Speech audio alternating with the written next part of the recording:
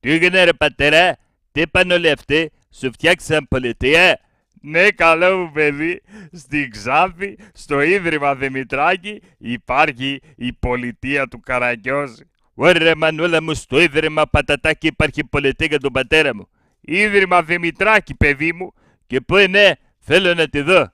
Εδώ πίσω στην αυλή. Τώρα θα μας δείξει και ο κύριος Τσιάρας. Θα μας δείξει ο κύριος Τσατσάρας.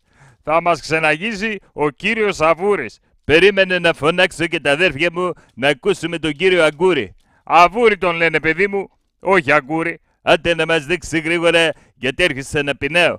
Περίμενε και έρχεται όλος ο κόσμος. Κυρίες, κύριοι και αγαπημένα μου παιδιά, ελάτε. Ελάτε να σας ξεναγήσουμε στην πολιτεία του Καραγκιόζη.